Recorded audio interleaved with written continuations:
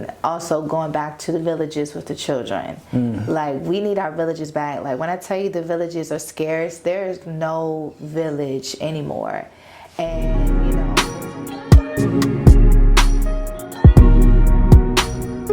What's up, family? Welcome back to Building the Block podcast, where all our conversations are real, relevant, and restorative.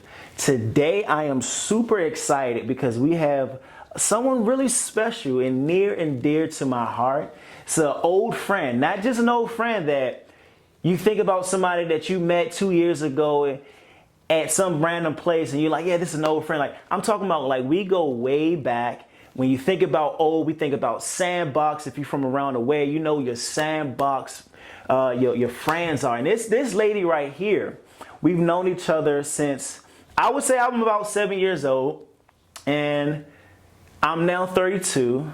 I've been trained to not ever age a woman or ask her age. So I'm not even going to do that. But I am 32, and we met around 7 years old. And so we've seen so many different things together. We've experienced so many different things together.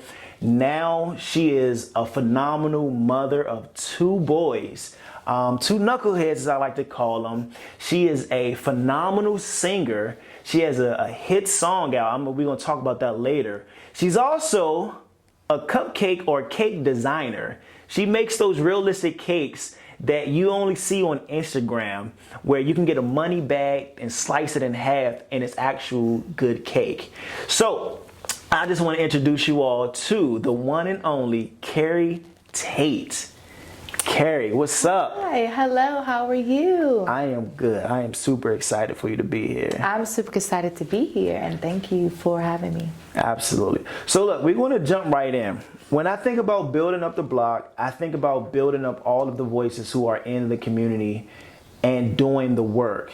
One thing that I really appreciate about the Black community is its creativity. And whatever we do, I think we just get to the place where I would say we just dominate the space.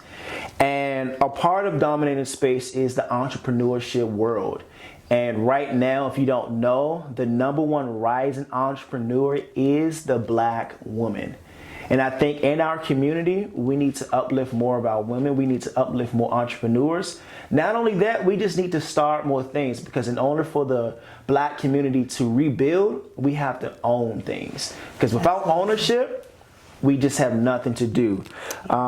So when you think about entrepreneurship, what led you to become an entrepreneur? Being a leader. Growing up, I remember my mom always talking about be a leader and not a follower. And being an entrepreneur, you really have to set that standard. It's something that's ingrained in you, I feel like. You can't teach somebody to be an entrepreneur. It's just something that's in you. It's a natural, born leader type of thing. And at the time, I had lost my job. And I remember sitting in my living room watching a cake show, like the competition cake shows. Yeah. And I was like, oh my goodness. I was like, what if I can do this one day? And I said, you know what, I'm going to try this to see where it's going to, go to. And I tried it, and I said, you know what? If it tastes good, I'm gonna let people taste it. And if it tastes good, I'm going to see how far I can go with my business. And I just started to kind of think about everything. I thought about a second stream of income. I thought about financial freedom. I'm like, okay, so if I'm able to take this and evolve this into a business, this is now a second, opportunity for me to have funds to do what I need to do for my kids.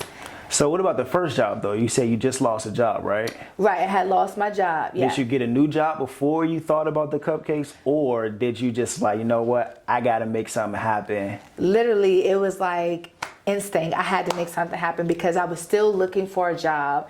Nothing was coming through. When I tell you I was putting applications after applications, being persistent, and nothing was coming through. And that was just a clear sign from God. I'm like, girl, you need to go ahead and do the entrepreneurship, and when nothing was coming through, and when I started my business and it just started booming, I'm like, okay, this is what I'm supposed to be doing. Like, literally, that was my last resort. My entrepreneurship skills were my last resort.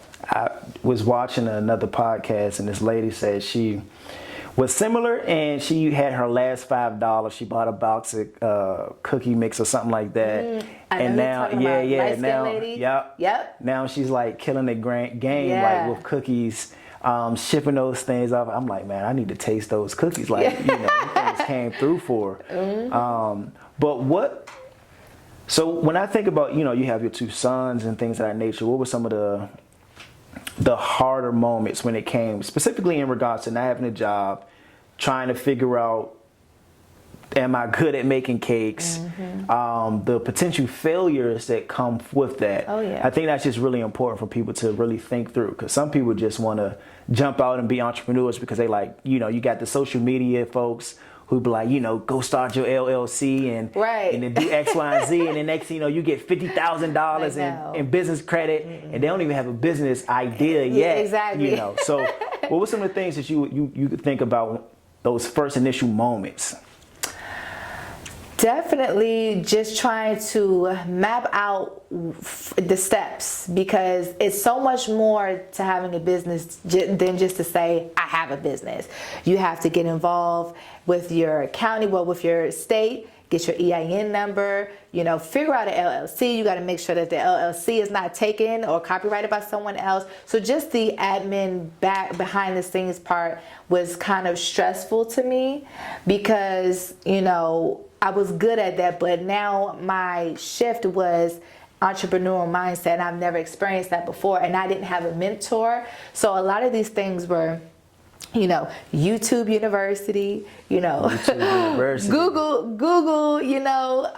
just trying to learn. And then I also started to research some type of organizations in my area that helped small businesses get started. So I did that, and I was able to get a program that helped me start, helped me get my business plan together, and, just ultimately the starter kit for entrepreneurship. So you had a mentor. Yes. See?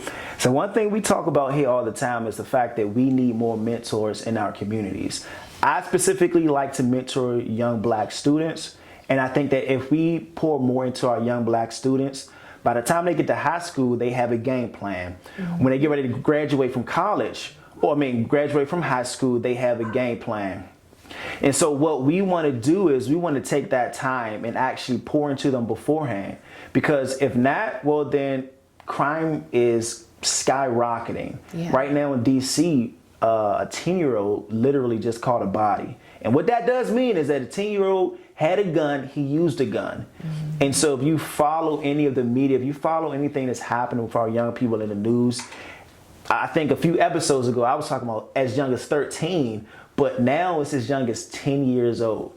And so mentorship, we need mentorship as adults, and we push for it and we will pursue it. But we got to do the same thing for our kids. We got to pour into them. We got to mentor them. Because they just need it. Yeah. Speaking of mentorship, you have two sons. Yes. You have two sons. What are the challenges of having two sons? Everything. Everything. Well, for one, I don't know what it is about boys and moms. I have to say something 1,000 times before they stop and let a male figure come and say something once. It's automatically shut off. I'm like, well, where was that the last 8 times I just asked you to stop, So the behavior aspect is a little rough. But I understand, because boys are boys, and that's just you guys' nature to work us mothers' nerves, and then just in general, I cannot teach them how to be a man. And as you know, I'm a single mom, and growing up young, having them young has been a journey. There are things that I cannot teach them, and I understand that I can't teach them, but trying to find the right people to fill that void has been, difficult with that. Yeah. Yeah. And I don't know. It's just a kid thing. Dads just have it easier when it comes to that voice. Yeah. I remember, your oldest, when his school would call me. Yes. I'll get on the phone with him for like 5 minutes. And then they'll call back like, oh, thank you so much. He's doing so much better, right? Yeah, because all he needed to hear was, I'm about to call Uncle Phil. Uncle Phil's going to come. Like, he already knew what that meant. But let them say, I'm going to call your mom. It was like, okay. Very nonchalant. Like, what's mom going to do, That's hilarious. That's hilarious. Yeah, man. And I think you're a fabulous mom. And I think that's something that we need to also uplift right now, especially in the heat of this gender war that we're currently in. I find so many problems with it because everybody's speaking from a perspective that doesn't really help uplift anybody else other than themselves. Right. And so when you see a solid mom, you just need to sometimes like lift her up. And some of that uplifting may just come with mentorship. And I gotta say, you hear me say that all the time. But some of these young guys out here, when I was growing up, we had what you would call an OG. Like, I had an old head who would tell me to go to school. I had an old head who literally would tell me how to do crime good or do crime well, right? For the sophisticated folks. Like, I learned how to steal cars at the age of 12 years old, and the guy who taught me was an old head. And so youngins today, they don't actually even have that. Like, most of the people my age who's supposed to be out there being old heads, most of my friends dead in jail. Some of them on K2, opiate, they gone up the opiates and stuff like that. And then the rest of them just got out the hood and like had no intentions on going back. So like, these moms, they need help. These young boys, they need help. You want to see black boys grow into their full potential? Absolutely. We got to start there. It's the reason why women are the #1 entrepreneur that's rising. They're the ones who's getting degrees. They're the ones that are moving forward because our young men have no examples to look to. So that's a tangent. I'm always on tangents. So yeah, anyways, when I think about, matter of fact, let me ask you this. In your life, as you think about all of the years that you have been on this planet called Earth, what were some of the most challenging things that you had to overcome? Definitely single motherhood. Like I mentioned before, just trying to navigate, because being a parent is not, there's no handbook on how to parent correctly. And, trying to navigate and to figure out my style of parenting, because how we grew up is not how they're growing up now. Absolutely. So now I have to be evolving. I have to adapt with the world that's continuously evolving as a parent. And with that being said, like, I find myself sometimes apologizing to my kids for, some people are like, you need to apologize. No, yeah, we do. Yeah, they're humans. They're humans. They're little people, yeah, right? And if you're wrong, you look, it's about accountability. Yeah. I say it all the time. I tell them, I say, if mommy's wrong, hold me accountable. I will apologize, because nobody should be treating you any type of way and then you shouldn't expect an apology. Oh, absolutely. Because adults, we get mad at stuff like that. Yeah. Like, we want people to apologize. Yeah. We'll even get real petty if they don't, right? Yeah, exactly. And so that has been a struggle. And another struggle of mine is relationships. Not just relationship with partners, with family too. And one that's near and dear to my heart that's been frustrating is my lack of relationship with my sister. We are like estranged, and that hurts. And having my relationship with God has really helped me get through it, because there's so many things that I don't understand about why we are the way we are. Yeah. And is tug of war, and I just make sure I stay prayed up. And God has revealed to me, like, here's forgiveness, Keri, here's peace, and here's time. And I've just been taking that day by day. So going back to just apologizing to your kids for a quick second. On a scale of like 1 to 10, like how important how important would you say it is on a scale of 1 to 10? Oh, 10. Absolutely. Absolutely. My oldest, I had to learn how to apologize to her because like I was, we did co-parenting well, me and her mom, but she spent a lot of time with me, and I had no clue how to raise a girl because girls are, they're just little precious, like emotional little things or beings, right? And like with boys, like I'm a rougher guy, so I made my oldest the Tom girl that she is, right? Roughneck, but I also had to realize that I just had to apologize sometimes because I'd be dead wrong sometimes. But I think that's been phenomenal because I think you said it, like it helps create accountability. And I talk to young men all the time, and accountability is something that they've never learned in life. Yeah, exactly. And where is that example to set for them if it's not taught, So, and unfortunately, I see all the time a young man that holds no accountability will turn into a grown adult that blames everybody else for their problems and they don't want to fix the issue because they're not seeing what they've done wrong. Absolutely. I say the same thing similar, but I use emotionally unhealthy. Okay. I say emotionally unhealthy kids grow to be emotionally unhealthy adults. Because some of these adults, these grown men be having temper tantrums. And I'll say it, like they be having real life temper tantrums. And I'm like, all right, bro, like, because then it goes into like the whole gender war. It's like, females are so emotional. It's like, brother, you a grown man. You having a temper tantrum right now. A whole temper tantrum. Like that don't make no sense. It's 2 + 2 is 4, but this ain't adding up right here. It's not. The math is not mathy. It's just not doing something. How do you create though? How do you build up as a single mom, of 2 boys? Like, what are some of the things that you do to create an environment that nurtures emotionally healthy young Black boys?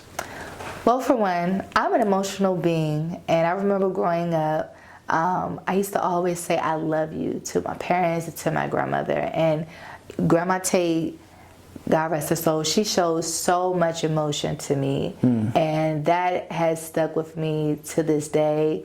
Not to say my mom and dad didn't, but just something about a grandmother's love. Something about those hugs, because Grandma Tate, she used to get those hugs. Man, listen. It was nice and squishy too. Yes, and that wet kiss on the cheek. Yes. Oh man, the wet kisses. Yes. Oh my goodness. Yes, so that has stuck with me. And what I do, I make it my business to make sure I verbally tell my kids I love you, because that is not something that I kind of grew up hearing often in the household. I knew my parents loved me, but they didn't say I love you. You know what I'm saying?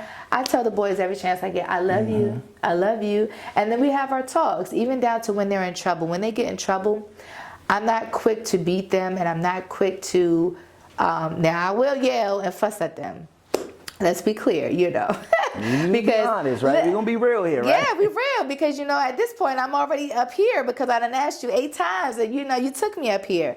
However, anytime I am on them about something, I talk to them and I explain to them why I'm upset. I'm going to explain to you why you're in trouble.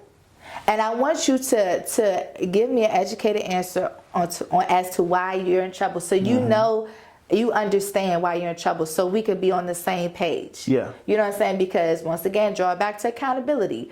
I'm going to hold you accountable for your actions, and you're going to tell me exactly what you just did, so you know what not to do to not get in trouble. I'm very communicative with them, and we have fun. Most of all, I make sure I'm doing things with them, like we go on vacations, just being proactive with them, and I listen to them, even down to what they want, their heart's desires. I try not to push off my dreams for them on them, because then that's not their dreams. It's my dream. So for instance, like Davion, when he was younger, I put him in football because that's what I really wanted him to do. But I could see at that age he wasn't ready. He didn't want to do that. So I fell back and allowed him to do what he wanted to do, was breakdancing. And now crazy, right? I know. Now he's evolved and came back around to football and loves it. Same thing with Caden. I wanted him to be, a dancer just like his brother, but he is the intellectual one. So he's not that best coordinated to be a dancer. But the point I'm trying to make is I allow them freedom to do and say what their hearts desire, and I try to acknowledge that and allow them to do that. Yeah, those are great things. I think, especially with kids in general, you just gotta let them explore, fail, and try something else. Yeah. Because so Emily, who's my oldest, she has a natural ability for music. She can literally pick something up, sound, but she's been around it all her life because of me. Yeah. But she has no actual interest in it, like none, like at all. Unless she sees somebody, then she wants to do it for like 2 seconds, and then next thing you know, it's just like she has a guitar, a piano, Oh my goodness. collecting dust. And then the youngest though, Arabella, she seems to love music. She's if she see the guitar, she wants to touch it. Aww. She wants to go to the piano. Yeah. She even was trying to play the drums with me the other day. Okay. And so, but it's like, okay, well, where would she be at a few years from now? Right. And I wanted to live vicariously through my oldest because I was like, man, I want you to be better piano player than me, because I had the opportunity to go to Duke Ellington. Wow. And side note, my mom went there. she went to Duke? I never knew that. I never knew that till I got older. She was a Duke Ellington graduate for her vocals. See, that's She crazy. was a vocal student. I didn't even know that. I know, right? Crazy. I don't even recall ever hearing your mom sing that often. Listen, I've never heard her sing. I wish if there's anybody out there that knew Sharon Tate and recorded her singing back in the day, please find me because I would love to hear her voice. I've always heard stories about my mom's voice and how powerful it was, but I never got a chance to experience that. I was too young when she passed, but yeah, and she was a radio host at WHUR too. Have you heard any of that? No, like literally nothing. Like I have nothing tangible of my mom. It's so daunting, but That's unique. So I just found out more history about my wife's grandmother, who she literally created the curriculum for Black gospel piano or whatever music. Wow. At UDC, University District of Columbia. Wow. So she's a reason they have a Black gospel program.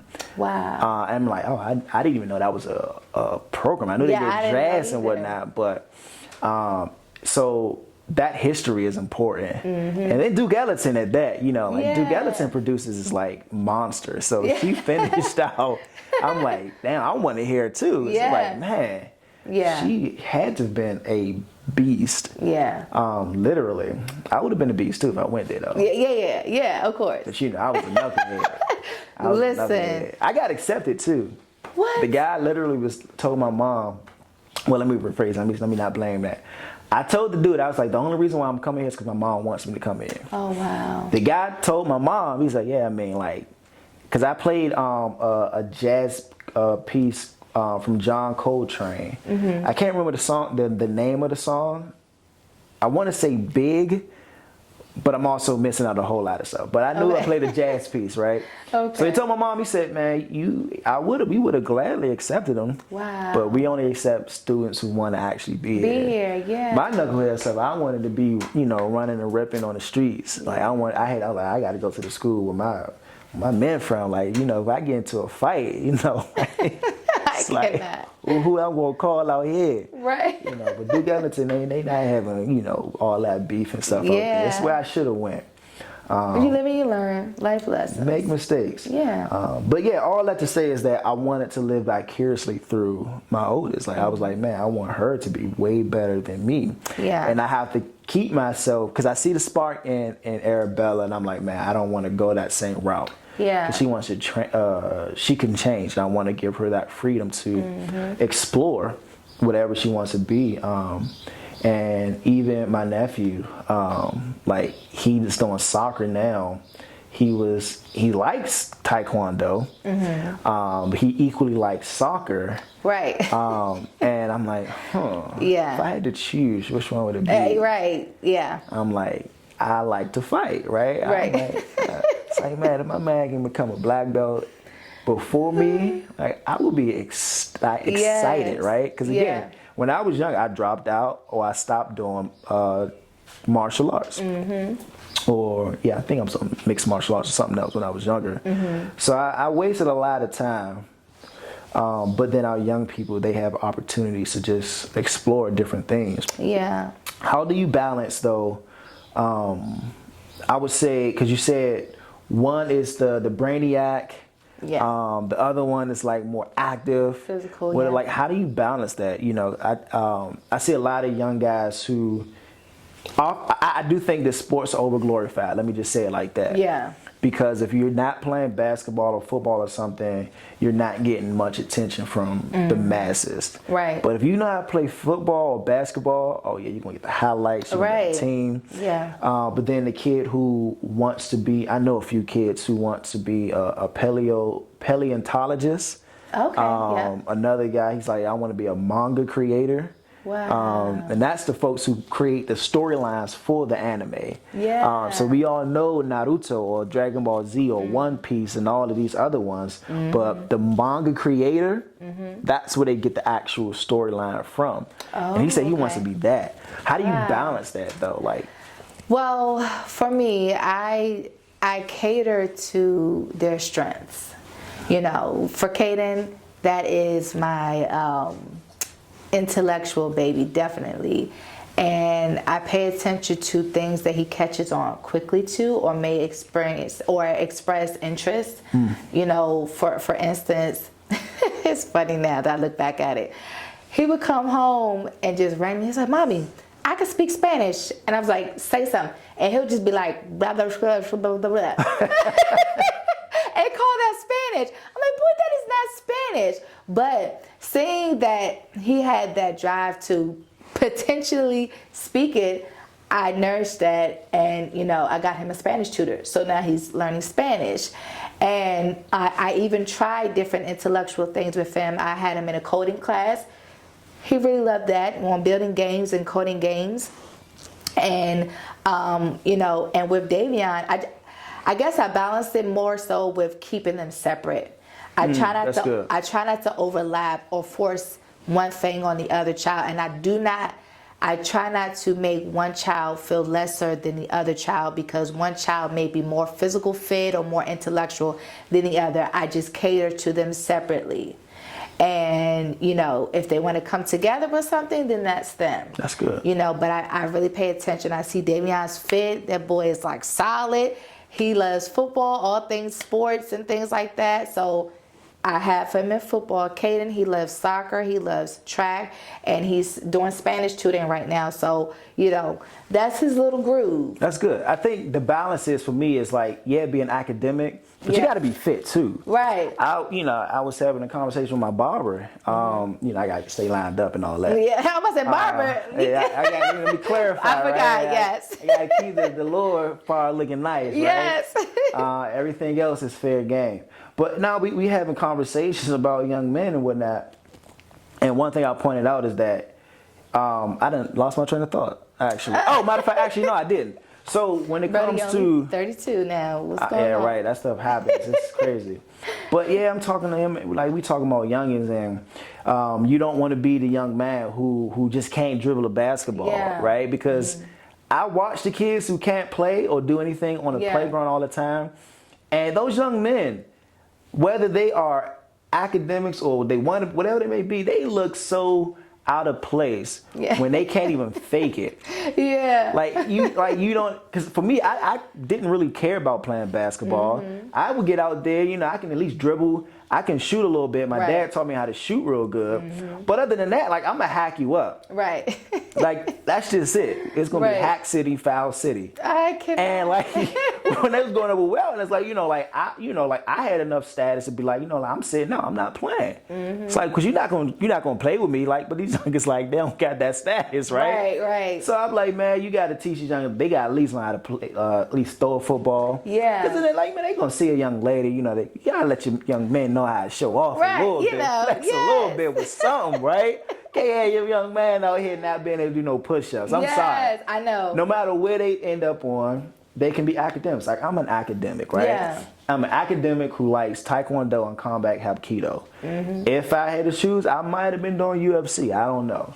But I'm not. I'm going to get a PhD. Yeah. Right? But like I said, like, if I got to show off for my wife, like, yeah, I'm going to definitely show off. Like, not even be the best person. Fake it till it make it. Like, yeah, you got to have the shoe game.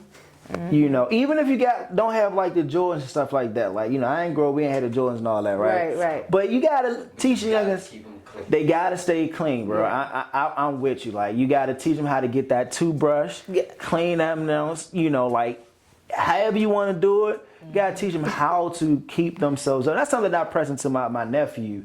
It's like, yo, like, you gotta keep yourself up. Like, you gotta brush your hair.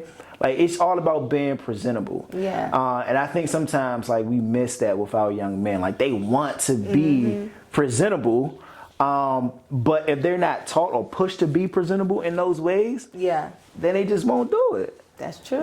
But I'm a big advocate. I'm like, my son, he gonna look nice. You know what I'm saying? Teach him how to be respectful and to care for and to see the value and dignity of all women. Yeah. But my man gotta be sharp though. Right. You gotta be sharp. Yeah. He can be academic, he can be a video gamer. I don't care about all that. Yeah. But if he's a gamer, he gonna still be fit. Yep. Like, just cause, like, just cause. I feel you on that one. Right? We had Caden out on the field the other weekend playing football because, like, he don't like contact. He doesn't like harsh contact and stuff like that.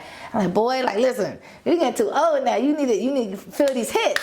I said, because when mommy was your age, I talk about you and Wilson all the time and Tony to the boys. I'm like, mommy grew up rough. Like, I learned how to fight from my god brothers and my brother because of fighting. Like, literally, y'all will punch me. Like, I know, that's my niece problem too. But just like, rough housing around, that's how we grew up. But, I'll be trying to tell Kaden, I'm like, listen, you need to get out there, get some exposure, see how it feels. So when it happens, it doesn't come as a shock to you. You gotta know how to rebound and bounce back from it. Just to be clear, I do want to say this. I do believe that young men should be strong. I know everybody has different views on that, but young men should be strong. And what I don't mean is that they need to be used physically and all roughhouse and whatnot. Right. But whether your son is more on the I guess you can call it the more timid side or the more gentle side, that's perfectly okay. But he needs to know how to protect himself. And so I'm a big advocate for teaching our young men how to protect themselves, because when they can't protect themselves, well, then they end up going to get weapons. So when they can't protect themselves, they get bullied. And if you know how to protect yourself, you won't have too many bullies in life. So you call it what you want, but we got to teach our young men how to be men first, and everything else. I mean, you can get into all that, but we got to teach our young men how to be young men. That's point blank for me. Absolutely. So yeah, as we wrap it up, when you think about urban communities, when you think about black and brown inner city communities, what are some things, or maybe one or two things, that you say are important for our communities to be able to rebuild? Because, and this is what I mean by that, we know that through systemic oppression, through Jim Crow laws, all these different things of that nature, we have not been able to do much of anything. We are 400 plus years behind with financial literacy. We're 400 plus years behind when it comes to wealth. You know, I've been working with predominantly white organizations, and one of the reasons why I'm starting my own nonprofit is because most of the nonprofits that I work with were all birthed and literally in the Jim Crow era. Wow. And I'm like, okay, in order for the black community to really find the help it needs a big name nonprofit with a black man at the top. These organizations literally have found a way to keep a white man at the tippy top. We're not gonna get into all that right now. Right, that's another conversation. But with that, what are some things that you would say our community needs so that we can continue to rebuild? Because we're not sitting around not doing anything. We're making moves. But how do we really rebuild? I was going to say structure, because there's not a lot of structure with anything, I feel like, when it comes to our community. And also going back to the villages with the children. Like, we need our villages back. Like, when I tell you the villages are scarce, there is no village anymore. And, you know, unfortunately that is hurting our youth, because there's no, you know, like you said, your OG growing up, you know, although he wasn't the best influence. However, it was still some type of village or some type of teaching going on. And there is none of that. And I feel like once we get that structure and get that village back, things will kind of be a little bit more, you know, easier. And then also community. Like, we need to learn how to stick together. And not feel threatened by each other. Absolutely. And not feel like everybody is in for a competition, because there's so much room out here for everybody. Like, it's ridiculous. Like, if we could stick together and build a community, build financial literacy, financial wealth, like, we would be ahead so much further. Oh yeah. But everybody just sees each other as a threat. And, you know, I know that's systematically been how it's been for years, because that's what we were taught, to be against each other. But when is that cycle going to break? When are we going to have that leader to say, okay, enough's enough. Let me start this, you know, to build pathways to better our future. Like what you're doing with your nonprofit. Like, you are the gateway leader to something big. You know, it takes people like you to do what you're doing. There's an African proverb that says, when a child doesn't feel the warmth of his community, he burns it down. We see a lot of youngers now who are literally in the process of burning it down. And even moving forward, I had one student, she does hair.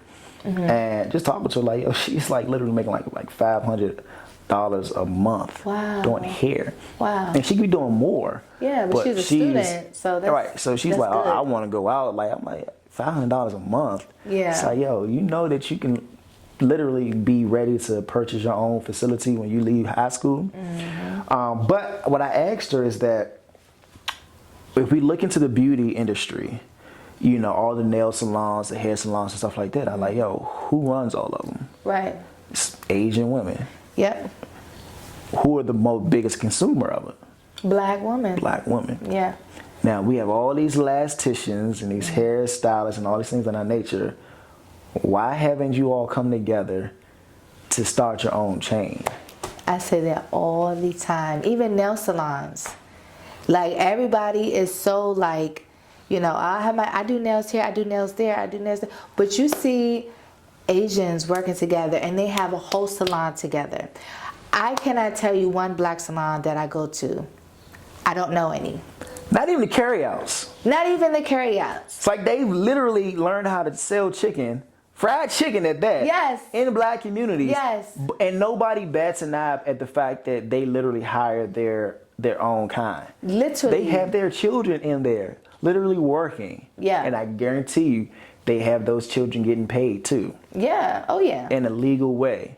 But we don't talk about that, right? So we got a lot of work to do. And I think that what you just said is something that's really important, is that we have to teach our kids how to work together. And I think some of that comes with brotherhood, sisterhood. We don't really have those strong values of family. There was a time period where I remember growing up and you know, with all my cousins and stuff, and like arguing was something that we just really didn't do much of. Right. You know, if one of us was about to get a whooping, well, we all running out the house. Right. Right. But exactly. we were close, and even today, like if we don't see each other for the whole year, when we do see each other, that year didn't even mean nothing because we had those family ties. And so I think we just got to focus on brotherhood, sisterhood, like really pouring into those young people. Yeah, and I was going to say, and healing. So many of us in our generation are so broken from our childhood. Baby boomers. Like it's baby boomers are rough. It's crazy. It's there's no healing that has taken place. So if you're not fully healed, how are you expected to teach your child how to navigate through something? Oh yeah. And there's so much anger and so much hurt and secrets. Yes, and secrets that are covered up because of a image or to uphold. There's no like. It's just crazy to me. It just like I think about that often because it's like, when will this stop? So yeah, it's a lot of healing that needs to take place, big time. Yeah. So we can move forward.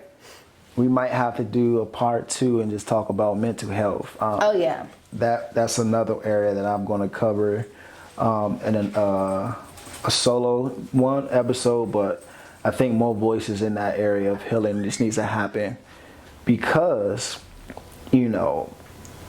our young people and adults are just, like I said, just not healthy. Yeah. You have emotionally unhealthy adults who are literally creating emotionally unhealthy children. Yeah. And the cycle just continues. Yep.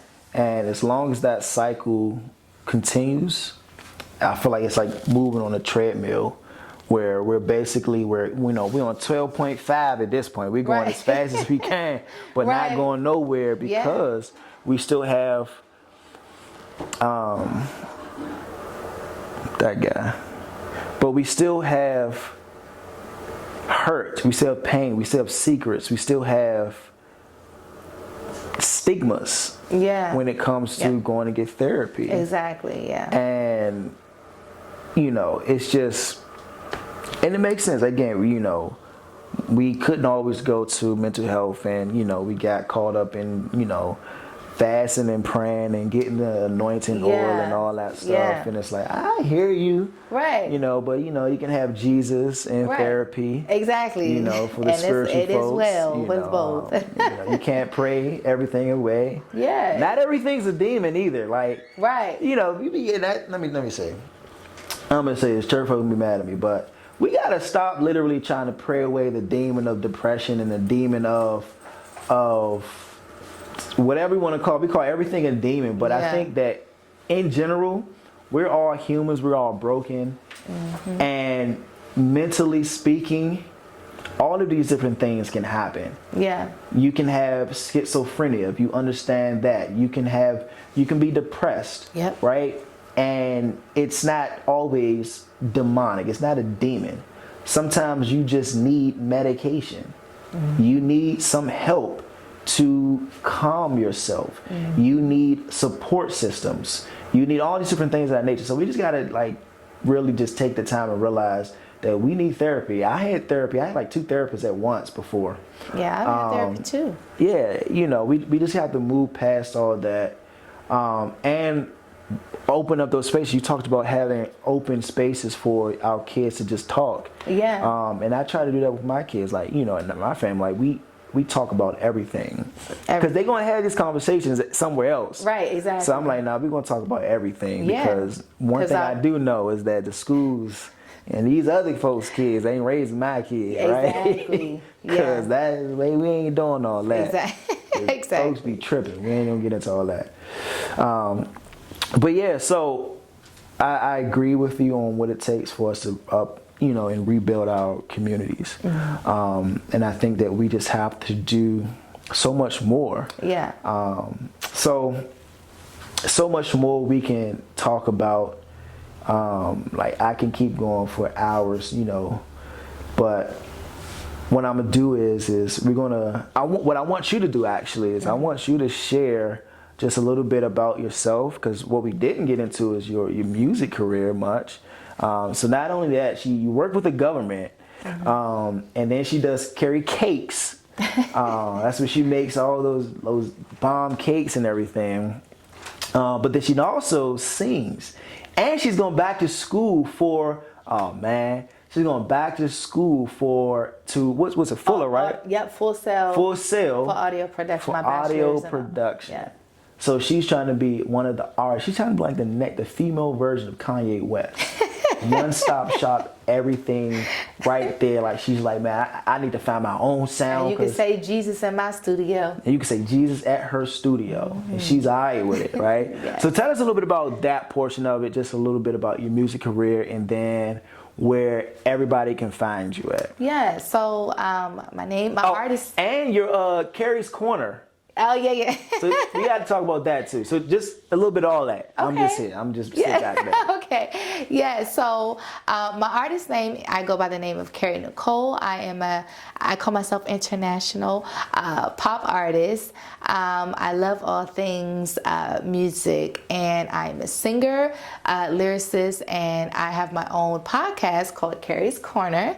And on that platform, we talk about entertainment, lifestyle, and just have a good, conversation in general, down to earth conversation with, different guests. And then also, what else? My cake business is called Keri's Cakes. It is at Keri's, Keris, KAKES LLC on my Instagram, and I do custom cakes, desserts for all occasions. I've even had opportunities to do some cake work for state delegates and senators and Maryland comptroller. So I've had some awesome people taste some of my cakes, and my latest project for my music. I'm kind of jumping around, but my latest project for my music, I released 3 songs. One of them is called Freedom, hence the jacket. Okay. Freedom. That song, I wrote it around Juneteenth of last year, and you guys go check it out and let me know, what you think and how it made you feel. And my other 2 singles are called It's a New Me and Loving Me, and those are all about self-love and my redemption. To get back to me and to love myself. And you could follow my page, my artist page, at Keri Nicole Nicoe live LIVE. That's it. So I'm gonna make sure she sends me all of her information, put it in the show notes, and I'm going to end this video with one of her songs. Oh, so she got to say yes now, so the copyright don't mute the whole clip, right? But yeah, so again, thank you for being here. Let's build up our communities one brick at a time. And of course, you see it, we got to do it together, because I can't build a house alone. So we got to get together with other like-minded people. We got to do it together, one brick at a time. Peace out, fam.